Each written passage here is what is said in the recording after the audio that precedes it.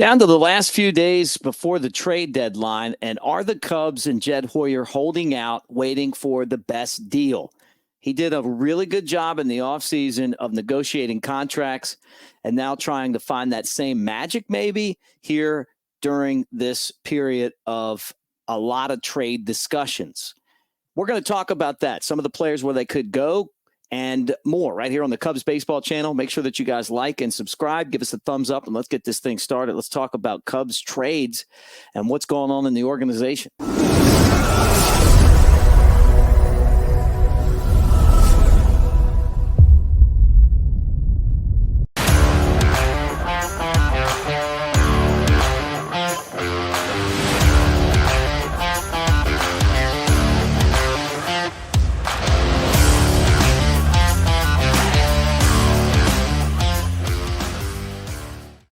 So everybody, Mick Gillespie here on the Cubs Baseball channel at Broadcaster Mick. And don't forget that we are available on all the platforms, Twitter, X, Instagram, and TikTok. And it's Cubs Baseball channel. And right now with so much going on, you want to make sure that you're part of that. We did a video yesterday talking about the two minor league players that were traded for Pearson and the Blue Jays, and then what's going to happen with the Cubs moving forward. We'll get into that as it takes place. But right out of the chute, it feels like, and I have a lot of confidence in Jed Hoyer in this situation, and I know from reading the comments, many of you don't, but I feel like he's done a nice job of being able to kind of sit back and just wait the market out.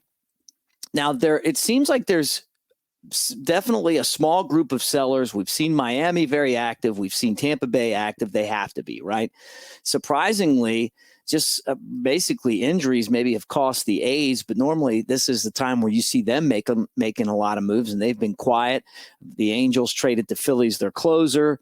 Baltimore got a starter. The Yankees made a deal with the Marlins, who've made a few deals, mentioned that before. But how does that affect the Cubs and the market that they're in right now? There might not be much of a market for Cody Bellinger, or if the Cubs do make a trade, I keep hearing from people that they're going to have to include money because of the contract and the opt-outs that he has. And, and the teams aren't really sure what they're going to get. Look, if they make a deal and he opts out, then you've lost. But if the Cubs got back the right prospect, maybe a team's willing and with some cash to say, okay, we'll make this deal. So the Yankees getting Jazz Chisholm, though, takes them out of the Cody Bellinger market if they were there in the first place, right? And also you kept hearing Mike Tauchman potentially there, but Jazz Chisholm, obviously a guy that has more power than Tauchman. I don't think he's as good defensively as Tauchman, but, pretty good player nonetheless. And he'll join the Yankees team. But how does that affect what the Cubs are doing? Baltimore traded for a starter from Tampa Bay.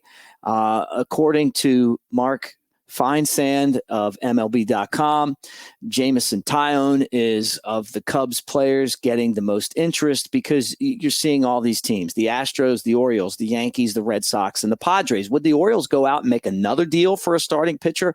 Or are they content with what they have? Corbin Burns and obviously Eflin, but, and then the guys that you had already, a host of players there that, so you've strengthened the starting rotation. But would that make sense? To me, I would think Baltimore would probably be more interested in a Mark Leiter Jr. helping the back end of their bullpen, right? The Astros have come out of nowhere, and all of a sudden they're a contender. Remember a month ago, we were thinking maybe they were going to sell. Well, they're back to being the Astros again. Do they have the prospects to make this trade? I think if they do, then that's a destination that you could see. But, I always go back to that Wilson Contreras trade that got pulled off the table, and we'll see. Is that going to affect these teams going back and forth on another deal? The Yankees, Cubs have been a good trading partner with the Yankees over the years.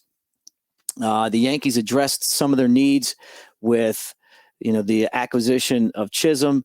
Would they go out there and get Taillon? I think they would. I think they feel comfortable with Taillon. He's been on the team before. And if you're the Yankees, you just want to make sure that whoever you're bringing in can handle the New York media, can handle the fact that you become a superstar the minute you take that job. But playing for the Cubs is similar, where you got a lot of fans, and it's a really vibrant, excited, and educated fan base, right? Red Sox, they've been kind of laying in the weeds, and then the Padres not always willing to make a deal, but they traded a lot of their top prospects already. You don't wonder what they have left to make a deal. We're keeping an eye on this one.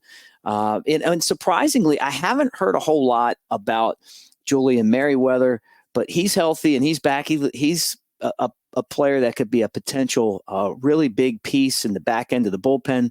I just would be shocked if Mark Leiter Jr. isn't traded by the time that this thing's all said and done. I think he's one of the best relievers that's available potentially in a deal.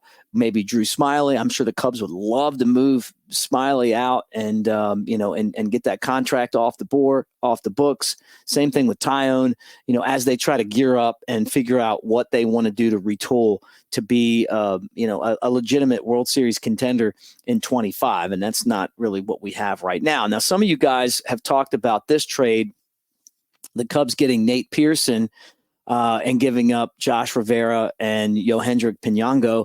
I just feel like this deal is this one. I don't think this has given up a bunch of prospects. I don't.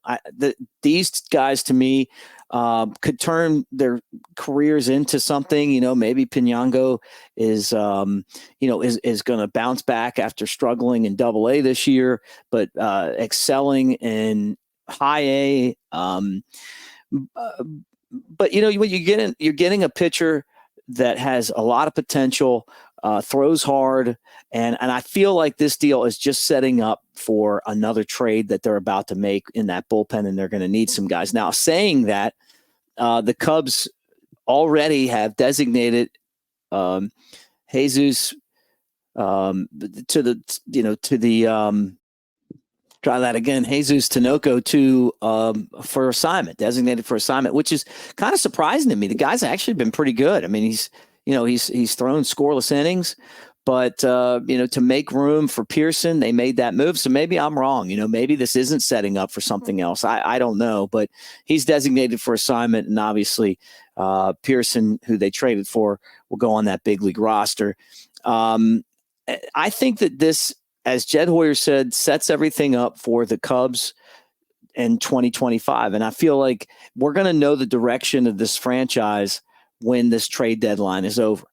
And I expect Jed Hoyer to make deals that are going to make this team better next year. I feel like the Cubs will be aggressive if they can be, if they get the right deal.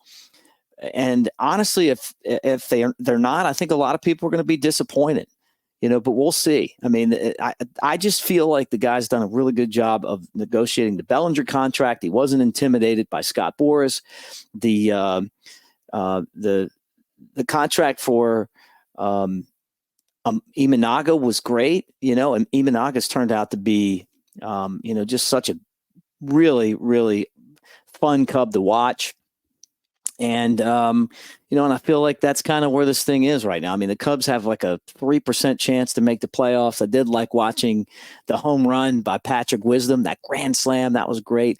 And anytime the Cubs win, it's a fun night. But if they have to be waiting back, and you see this a lot, Sunday and Monday are the days, and then you'll have some trades Tuesday. But I really feel like this is going to be one of those trade deadlines where a lot's going to happen late. And I think the Cubs are going to be in the midst of that. And I feel like they're setting everything up with these other deals to get ready for that. Now, something sad to talk about, Alexander Canario carted off the field on July 24th. So that was a few days ago. You guys probably know that, but he was diagnosed with a right hamstring strain, and his season might be over. This really stinks because he's a great player when it comes to what he does in AAA, and he's trying to adjust to the big leagues, but he's got power. And you figure if you trade one of those outfielders away, he was a guy that was going to see a lot of playing time, so he's out. Brendan Davis is injured. He's done. They went out and they made the trade a couple of days ago for an outfielder for AAA, and I guess they're not ready to move Owen Casey up there. I know he's had some injury issues too, so we'll see what happens. But it's just been one of those years for the Cubs, and it seems like they just can't catch a break anywhere when it comes to these injuries. So we're keeping our eyes peeled on this trade deadline. And the big chips for the Cubs right now really feel like Jameson, Taillon, and Mark Leiter Jr., those two guys, Nico Horner, potentially a trade piece for the Cubs. But I'm not 100% sure. I mean, if you trade Nico Horner, I think you really got to get an excellent return back. And if I'm the Yankees and I'm serious about trying to overtake Baltimore and win a World Series, Nico Horner would be a really good piece. And in the deal that the Yankees made with the Marlins, they didn't give up their premier prospects. They gave some guys up on the prospect list, but we're down the list a little bit. So they still have some guys that they could give up, some really good players to get back some good players. And for some reason, I just feel like the Cubs and the Yankees would be a really good trading partner. But things can change so fast in this. And when you see the Yankees going out and getting Jazz Chisholm, if you're the Red Sox, if you're serious about making the playoffs, they're in position for one of the wild card spots. You go out and do something like that, help the team win, and so we'll be watching and then, reporting back to you guys. So Cubs will finish up their series against the Royals today, and it'll be Javier Assad getting the start against Cole Reagan's 4-3 record, 3.15 ERA for Assad, and a 7-6 record and a 3.23 ERA. Royals, hey, I'll tell you what, it was fun beating the Royals. They're a good young team, and it was a nice win for the Cubs. So, like I said, the trade deadline right now is what we're talking about. Just some other things to think about: Phillies, Braves, Mariners, possibly for Cody Bellinger. We talked about this before. And then Seattle, Baltimore, Yankees, Red Sox, Dodgers being reported for potentially Nico Horner. But I don't buy any of this. I mean, you see teams where there could be a match, but there's probably other teams out there that just haven't, that no one's really thought about, that are thinking, hey, look, we do this, we might do this, we might do this. So this is a wild couple of days. And when something happens, you guys know that you can count on us here to report that and talk about it. So like and subscribe. Love the comments. Keep them coming in the comment section. And we will talk to you guys probably later today when one of these trades goes down, maybe more. Go Cubs.